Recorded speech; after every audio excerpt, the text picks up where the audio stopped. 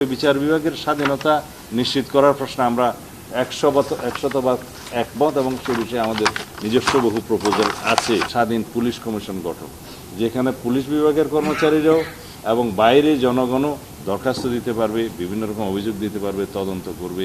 প্রশাসনের 208টি সুপারিশের ক্ষেত্রে আমরা 187টাতে সম্পূর্ণ একমত এবং 5টা ভিন্ন মত, 5টা আংশিক একমত, 11টাতে একমত হতে পারিনি আমরা, কারণ ওখানে প্রদেশ সৃষ্টি সহ বিভিন্ন বিভাগের কিছু কথা আছে যেগুলো বাংলাদেশের ক্ষেত্রে প্রযোজ্য নয়, মানে এগুলোর কোনো অক্ষমতা কখনো সৃষ্টি হবে না। সেই জন্য এগুলো কিছু কিছু রিপিটেশনও ছিল প্রস্তাবগুলোর মধ্যে। সেই প্রশাসন সংস্কার বিষয়ক যে কমিশন, তাদের রিপোর্টটা খুব একটা রিচ ছিল বলে আমার মনে হয়নি এবং এখানে কিছু কিছু বিষয় সাংঘর্ষিক আছে। যাই হোক, সেই বিষয়ে আমি ডিটেল যাব না। অ্যাপিলেট ডিভিশনের একটা জাজমেন্টের বিপরীতেও তাদের একটা সুপারিশ আছে, সেটা আমরা বলেছি অ্যাপিলেট ডিভিশনের জাজমেন্টটা আপেল রাখা উচিত। বিচার বিভাগের বললাম 28টা অধ্যায়ে 89টি গুরুত্বপূর্ণ সুপারিশ তারা দিয়েছে। তার মধ্যে আমরা সরাসরি একমত হয়েছি 62টি এবং 9টাতে আংশিক একমত, 18টা ভিন্ন মত মন্তব্য সহ, মানে আমাদের অন্য সুপারিশ আছে। বলা যায় এখানে 100% একমত।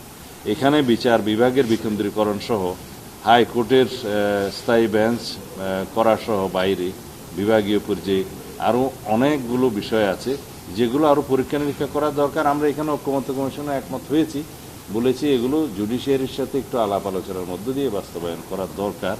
আদারওয়াইজ আগের এক্সপিরিয়েন্স হচ্ছে যেগুলো আবার চ্যালেঞ্জ হবে, রিট হবে, কনস্টিটিউশনালিটি নিয়ে প্রশ্ন আসবে, পরে আগের মতো এটা আল্ট্রাভায়ার্স ডিক্লেয়ার হতে পারে। এ সমস্ত রিজার্ভেশন দিয়েছি। তবে বিচার বিভাগের স্বাধীনতা নিশ্চিত করার প্রশ্নে আমরা 100% একমত এবং সে বিষয়ে আমাদের নিজস্ব বহু প্রপোজাল আছে। বাংলাদেশের প্রথম 5D AI ইনভার্টার যুক্ত সর্বোচ্চ বিদ্যুৎ সাশ্রয়ী যমুনা এয়ার কন্ডিশন। এখন আসি পুলিশ সংস্কার কমিশনে। পুলিশ সংস্কার কমিশনের যে 15টা অধ্যায়ে মোট 108টা সুপারিশ আমরা পেয়েছি। আজকেও আমরা গুণে দেখেছি, কিন্তু এখানে এই সুপারিশের বাইরে একটা সুপারিশ ছিল যেটা এখানে জাতীয় ঐক্যমত্য কমিশনে আমরা একমত হয়েছি সবাই মিলে। সেটা হচ্ছে স্বাধীন পুলিশ কমিশন গঠন, যেখানে পুলিশ বিভাগের কর্মচারীরাও এবং বাইরে জনগণও দরখাস্ত দিতে পারবে, বিভিন্ন রকম অভিযোগ দিতে পারবে, তদন্ত করবে।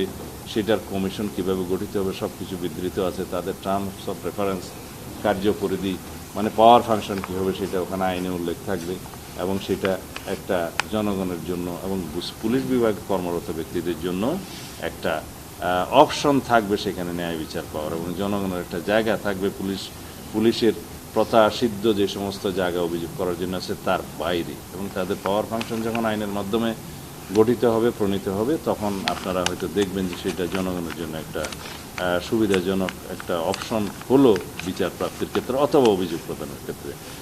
এনিওয়ে, এখানে পুলিশের এই সংস্কারগুলোর মধ্যে যে সমস্ত সুপারিশগুলো ছিল আছে, সেগুলোতে বিভিন্ন আইন কানুন, বিধি বিধান, প্রচলিত নিয়ম কানুন, এগুলোর কিছু সংশোধনী, পরিবর্তন, পরিমার্জনের কথা বলা আছে, যার জন্য সংস্কার কমিশনের ঐক্যমত্য কমিশনের বক্তব্য হচ্ছে যে যার জন্য আমরা এটা ডিটেইল আলাপের জন্য এখানে এই ফোরামে আনিনি, শুধু স্বাধীন পুলিশ কমিশন গঠনের ক্ষেত্রটা এনেছেন। এখন আমাদের মতামত প্রায় তাই যে এগুলো অনেকটা সংশোধনের মাধ্যমে, অর্ডিন্যান্সের মাধ্যমে অথবা আইন কানুন না থাকলে রুলসগুলো ডিপার্টমেন্টালি এবং নির্বাহী আদেশের মধ্য দিয়ে এগুলো সব সমাধান করা সম্ভব। সেখানে আছে পুলিশ বিভাগের বিভিন্ন আইন কানুনের সংশোধন, উন্নয়ন এবং পুলিশের জবাবদিহিতা, দুর্নীতি প্রতিরোধ, প্রশিক্ষণ ইত্যাদি এগুলোর বিষয়ে। এগুলো আমরা সবগুলোতে একমত হয়েছি। একমত মানে 108 পরে পুলিশ কমিশন গঠন সেটা হইলে 109 হয়ে যাবে। ইনফ্যাক্ট সংবিধান সংক্রান্ত বিষয় আছে যেগুলো আপনারা বেশি শুনতে চাচ্ছেন। এগুলো মূলত সংস্কার বিষয়ক, মানে পুলিশের আভ্যন্তরীণ বিষয়, নিয়ম কানুন, বেতন ভাতা বৃদ্ধি, কোথাও কোথাও আছে যে নিয়ম শৃঙ্খলা, কোথাও কোথাও দুর্নীতি প্রতিরোধ, কোথাও কোথাও বিভিন্ন প্রশিক্ষণ ইত্যাদির কথা এগুলো বলা আছে ইন ডিটেল।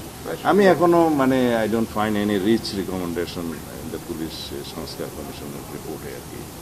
হাওয়ার এটা তো এখানেই শেষ না, সেটা পার্লামেন্ট গঠিত হলে জনগণের পক্ষ থেকে বিভিন্ন প্রস্তাব আসতে পারে, সংসদও বিভিন্ন প্রস্তাব আসতে পারে, সেখানে আরও কমিশন গঠনের মধ্য দিয়ে আরও বেশি এনরিচড, আরও বেশি জনমুখী সংস্কার গ্রহণ করা যাবে। এখানেই তো শেষ না সংস্কার, সংস্কার তো continuous process. We hope that আমরা সেটার দিকে যাব।